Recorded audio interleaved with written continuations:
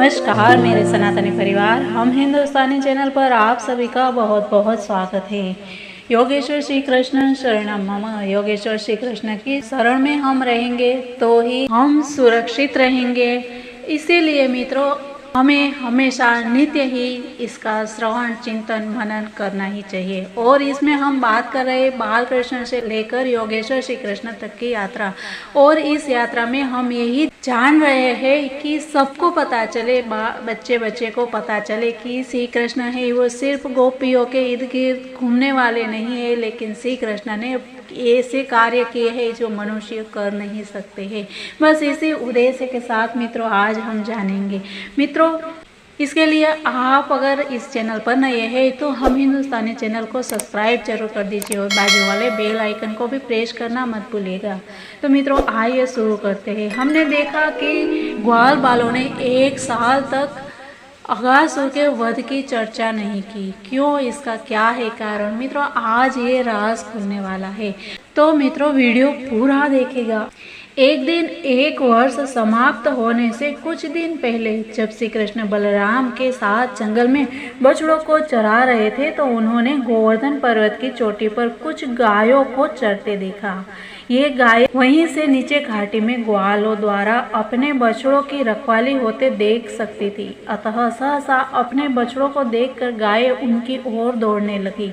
वे अगले तथा पिछले पांव बंधे होने पर भी पहाड़ी से नीचे कूद आई। ये गायें अपने बछड़ों के प्रेम से इतनी द्रवित हो गई कि उन्होंने गोवर्धन पर्वत की चोटी से नीचे चारागाह तक उबड़ खाबड़ मार्ग की तनिक भी परवाह न की। उनके थन दूध से पूरित थे और वे अपनी पूंछें ऊपर उठाए अपने अपने बछड़ों के पास पहुंच गई। जब वे पहाड़ से नीचे आ रही थी तो उनके थनों से अपने बछड़ों के प्रेमवश दूध की धारा चू रही थी। यद्यपि ये बछड़े उनके अपने बछड़े न थे, इन गायों के अपने अपने बछड़े थे और गोवर्धन के नीचे जो बछड़े चल रहे थे वे उनसे कुछ बड़े थे।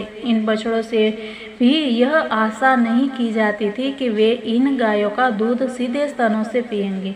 वे तो घास चरकर तृप्त थे। फिर भी गायें तुरंत नीचे आई और उनके शरीर चाटने लगी और बछड़े भी गायों के थन से दूध पीने लगे। इन गायों तथा बछड़ों में प्रगाढ़ प्रेम बंधन दिखा। जब गायें गोवर्धन पर्वत से नीचे की ओर दौड़ रही थी तो उनकी रखवाली करने वाले व्यक्तियों ने उन्हें रोकने का प्रयास किया। प्रायः बड़ी गायों की रखवाली पुरुष करते हैं और बछड़ों की रखवाली बालक करते हैं। जहाँ तक संभव होता है बछड़ों को गायों से पृथक रखा जाता है जिससे वे गायों का सारा दूध न पी जाए। अतः जो व्यक्ति गोवर्धन की चोटी पर गायों की रखवाली कर रहे थे उन्होंने उन्हें रोकने का प्रयास किया, किंतु वे असफल रहे। अपनी असफलता के कारण वे बहुत लज्जित, क्रुद्ध और अप्रसन्न थे। किंतु जब वे पर्वत से उतरकर नीचे आए और देखा कि उनके बालक गायों के बछड़ों की ठीक से देख रेख कर रहे हैं तो वे उनके प्रति अत्यंत प्रेम विह्वल हो उठे। यह अत्यंत आश्चर्यजनक था। यद्यपि सारे पुरुष निराश, व्यग्र तथा क्रुद्ध होकर पर्वत से नीचे आए थे, किंतु जो ही उन्होंने अपने पुत्रों को देखा तो उनके हृदय में प्रेम से द्रवित हो उठे। उनका क्रोध, असंतोष तथा अप्रसन्नता सभी तुरंत गायब हो गए। जब बलराम ने गाय तथा बछड़ों एवं पिता तथा पुत्रों के मध्य इस प्रकार प्रेम का अद्भुत आदान प्रदान देखा, विशेष रूप से जब बछड़ों या बालकों को इतनी देखरेख की आवश्यकता न थी, तो उन्होंने आश्चर्य होने लगा कि यह असामान्य बात क्यों हो रही है।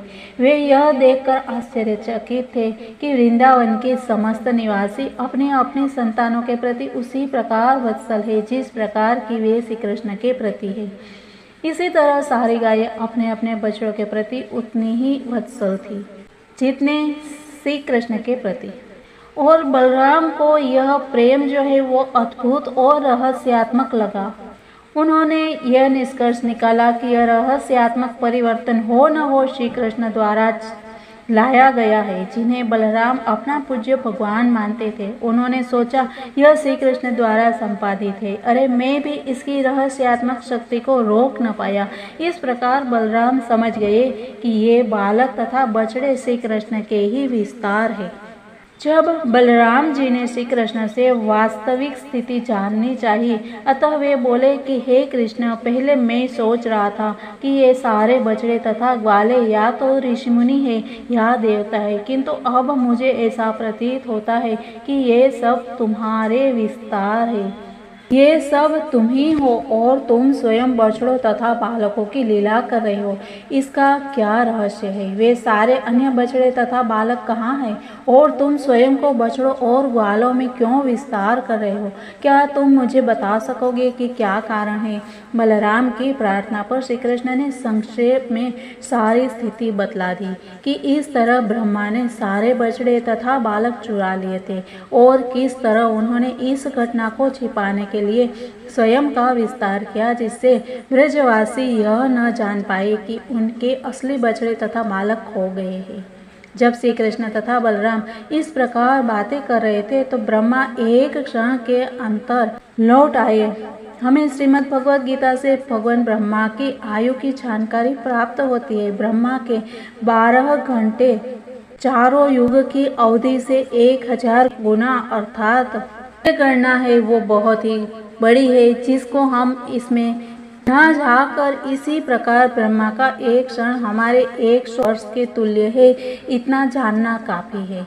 अपनी गणना के अनुसार ब्रह्मा एक क्षण बाद ही अपने द्वारा बालकों तथा बछड़ों के चुराए जाने से उत्पन्न कौतुक देखने के लिए लौटे, किंतु वे मन ही मन भयभीत थे कि यह आग के साथ खिलवाड़ करने जैसा है। श्री कृष्ण मेरे स्वामी है और मैंने कौतुकवश ही उनके बछड़े तथा बालक चुराए हैं। वे सचमुच चिंतित थे, अतः वे देर तक वहां नहीं रह पाए। वे अपनी गणना के अनुसार एक क्षण बाद ही वापस चले आए। उन्होंने देखा कि सारे के सारे बालक तथा बछड़े गाये श्री कृष्ण के साथ पूर्ववत क्रीड़ारत है। यद्यपि उन्हें विश्वास था कि वे उन्हें चुरा ले जा चुके हैं और अपनी योग शक्ति से उन्हें सुला रखा है। अतः ब्रह्मा सोचने लगे, मैंने तो सारे बालक तथा बछड़े चुरा लिया था और मुझे याद है कि वे सब भी सो रहे हैं, तो फिर यह कैसे संभव है कि वैसे ही बछड़े तथा बालक कृष्ण के साथ क्रीड़ा कर रहे हैं? कहीं वे मेरी योग शक्ति से अप्रभावित तो नहीं है? क्या वे 1 वर्ष तक श्री कृष्ण से लगातार खेलते रहे हैं? ब्रह्मा यह जानने का प्रयत्न करते रहे कि वे सब कौन थे और उनकी योग शक्ति से किस प्रकार अप्रभावित रहे थे, किंतु वे निश्चित नहीं कर पाए। दूसरे शब्दों में वे स्वयं अपनी योग शक्ति के वशीभूत हो गए। उनकी योग शक्ति अंधकार में हिम के समान अथवा दिन में जुगनू के समान प्रतीत होने लगी। रात्रि में अंधकार में जुगनू अपने प्रकाश का कुछ प्रदर्शन कर सकता है और दिन के समय पर्वत की चोटी पर संचित या भूमि पर पड़ी हिम चमक सकती है, किंतु रात्रि में हिम में वह श्वेत दीप्ति नहीं रहती है और ना जुगनू में ही दिन के समय प्रकाशित करने की शक्ति रहती है। इसी प्रकार ब्रह्मा ने श्री कृष्ण की योग शक्ति के समक्ष जो अपनी लघु योग शक्ति प्रदर्शित की, वह रात्रि के समय हिम या दिन के समय जुगनू के समान थी और यह कला ब्रह्मा जी की एक हास्यास्पद बन गई। इस प्रकार ब्रह्मा अपनी निजी योग शक्ति के संबंध में भ्रमित हो गए। ब्रह्मा को इस बात से विश्वस्त करने के लिए कि ये सब बछड़े तथा बालक जो श्री कृष्ण के साथ खेलते हैं असली नहीं है, वे सब विष्णु रूप में रूपांतरित ही हो गए थे। वास्तव में असली ग्वाल बाल तथा बछड़े तो ब्रह्मा की योग शक्ति के कारण सोए हुए थे, किंतु जिन रूपों को ब्रह्मा देख रहे थे वे श्री कृष्ण या विष्णु के अंश थे। चूंकि विष्णु श्री कृष्ण के अंश है, अतः ब्रह्मा के समक्ष इतने विष्णु रूप प्रकट हुए। सारे विष्णु रूप सांवले रंग के थे और पीतांबर धारण किए थे। सबों के 4-4 भुजाएं थी, जिनमें वे शंख चक्र पद्म और गदा धारण किए थे। उनके शीश पर स्वर्ण मंडित रत्न जड़ित देदीप्यमान मुकुट थे। वे मोतियों तथा कर्णाभूषणों से मंडित थे और फूलों की मालाएं धारण किए थे। उनके वक्षस्थल पर श्रीवत्स का चिन्ह था। उनकी भुजाएं बाजूबंद तथा अन्य रत्नों से मंडित थी। उनकी ग्रीवाएं शंख के समान थी। उनके पैरों में नुपुर थे, कटी में सुनहरी घंटिकाएं थी और उंगलियों में रत्न जड़ित मुद्रिकाएं थी। ब्रह्मा ने यह भी देखा कि प्रत्येक विष्णु के सारे शरीर पर चरण कमलों से लेकर सिर तक ताजा तुलसी दल अर्पित किए थे। विष्णु रूपों की अन्य विशेषता यह थी कि वे सब दिव्य रूप से अत्यंत सुंदर लगते थे। उनकी मुस्कान चंद्र प्रकाश से मिलती थी और उनके चितवन उदय होते हुए सूर्य के समान थी। वे तमो तथा रजोगुण सृष्टा तथा पालक प्रतीत हो रहे थे। विष्णु सतोगुण के, ब्रह्मा रजोगुण के तथा शिव तमोगुण के प्रतीक है। अतः इस दृश्य जगत में प्रत्येक वस्तु के पालक के रूप में विष्णु, ब्रह्मा तथा शिव के भी सृष्टा तथा पालक है। विष्णु भगवान की इस अभिव्यक्ति के बाद ब्रह्मा ने देखा कि विष्णु को चारों ओर से घेर कर अनेक ब्रह्मा, शिव, देवता तथा एक शूद्र चींटी और तिनके से लेकर जड़ जंगम सारे जीव नाच रहे हैं। उनके नृत्य के साथ अनेक प्रकार संगीत बज रहा है। भगवान विष्णु के प्रभाव से सारी अधीन योग शक्तियाँ उनकी पूजा में लगी थी। काल, आकाश, दृश्य जगत, संस्कार, इच्छा, कर्म तथा भौतिक प्रकृति के तीनों गुण उनकी पूजा कर रहे थे। ब्रह्मा को यह भी अनुभव हुआ कि भगवान विष्णु समस्त सत्य, चित तथा आनंद के आगार है। वह सच्चिदानंद स्वरूप है और उपनिषदों के अनुयायियों के द्वारा पूज्य है। ब्रह्मा ने अनुभव किया कि बालकों तथा बछड़ों के ये रूपांतरित विष्णु रूप किसी योगी की योग शक्ति या देवता में निहित किसी शक्ति द्वारा नहीं बने हैं।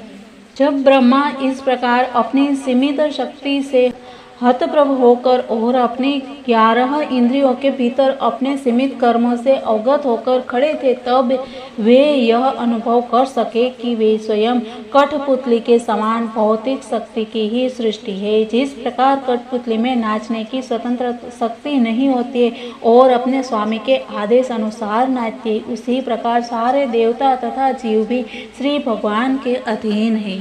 और ये सब होने पर श्री कृष्ण को ब्रह्मा पर दया आ गई कि वे यह देखते हुए कि श्री कृष्ण किस प्रकार स्वयं को बछड़ों तथा ग्वालों में रूपांतरित करके विष्णु के रूपों का प्रदर्शन कर रहे थे, इसे समझने में असमर्थ थे। अतः उन्होंने सहसा उस दृश्य पर से अपनी योग माया का आवरण हटा लिया और श्री कृष्ण ने आगे शक्ति का प्रदर्शन भी करना बंद कर दिया। और इस प्रकार योग माया का आवरण इसीलिए हटा दिया गया कि जिससे ब्रह्मा जी और अधिक व्यग्र न हो जाए। जब ब्रह्मा जी की व्यग्रता दूर हुई तो ऐसा लगा मानो वे मृतक अवस्था से जगे हो। वे अपने नेत्र कठिनाई से खोल पा रहे थे और इस प्रकार सब आश्चर्यचकित होकर ब्रह्मा जी देखने लगे और तुरंत ही अपने वाहन हंस से उतर आए और भगवान के समक्ष इस प्रकार गिर पड़े मानो कोई सोने का दंड हो। वैष्णवों में सम्मान प्रदान करने के लिए दंडवत शब्द का व्यवहार किया जाता है। इस शब्द का अर्थ है दंड के समान गिरना। मनुष्य को चाहिए कि श्रेष्ठ वैष्णवों को सम्मान प्रदर्शित करने के लिए वह दंड के समान पृथ्वी पर सीधा गिरे। अतः ब्रह्मा जी भगवान के समक्ष सुनहरे दंड के समान पड़े प्रतीत हुए। चूंकि ब्रह्मा जी का वर्ण सुनहरे है, वे भगवान श्री कृष्ण के समक्ष एक सुनहरे दंड के समान पड़े हुए प्रतीत हुए। उनके चारों सिर के मुकुट श्री कृष्ण के चरण कमलों को छू रहे थे। ब्रह्मा अत्यधिक प्रसन्नता के कारण अश्रुपात करने लगे और उन्होंने अपने अश्रुओं से श्री कृष्ण के चरण कमल को धो डाला और वे भगवान के प्रति और अधिक सम्मान पूर्वक हाथ जोड़कर वो प्रार्थना करने लगे। मित्रों, ये कौन सी प्रार्थना है ब्रह्मा जी के द्वारा की गई, वो हम देखेंगे कल की बातों में। तब तक के लिए सबको जय हिंद, वंदे मातरम, भारत माता की जय।